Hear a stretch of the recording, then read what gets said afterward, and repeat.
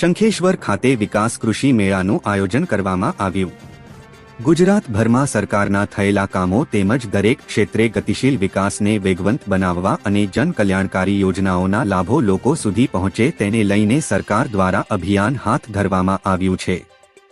એક તરફ સરકાર દ્વારા વિકાસ રથ યાત્રા દ્વારા લોક જાગૃતિ કરવામાં આવી રહી છે, સાથે સાથે કૃષિ વિકાસ માટે કૃષિ મેળાઓ સરકાર દ્વારા યોજાઈ રહ્યા છે, જેનાથી ધરતીપુત્રોને પ્રાકૃતિક ગાય આધારિત ખેતી અંગે માર્ગદર્શન મળી રહી સાથે પશુપાલનમાં વૃદ્ધિ થાય અને લોકોને રાસાયણિક દવા ખાતર મુક્ત ખોરાક મળી રહે, જેથી લોકો રોગ મુક્ત બને તેવા પ્રયાસો સરકાર દ્વારા કરવામાં આવી રહ્યા છે। આવું જ કૃષિ મેળાનું આયોજન શંખેશ્વર કુંવારદ રોડ ઉપર સિંધુર માના મંદિર ખાતે કરવામાં આવ્યું હતું। તેમાં આ પ્રસંગે જગુદણ કૃષિ વૈજ્ઞાનિક શર્માજી એ ધરતીપુત્રોને પ્રાકૃતિક કૃષિ ખેતી અંગે માર્ગદર્શન પૂરું પાડી ખેડૂતોને માહિતગાર કર્યા હતા।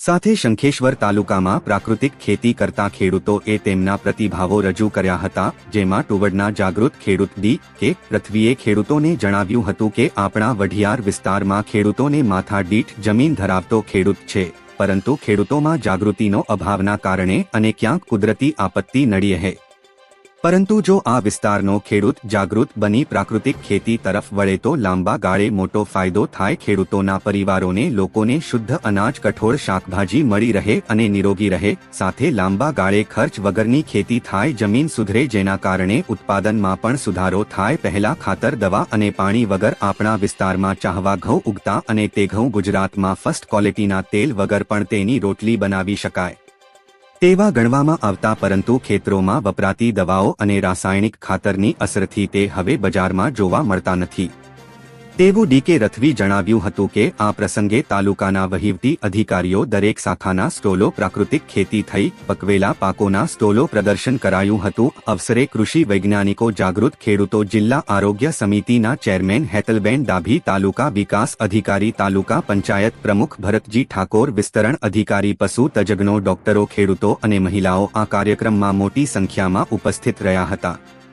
રિપોર્ટર રાજુ પ્રજાપતિ, શંખેશ્વર।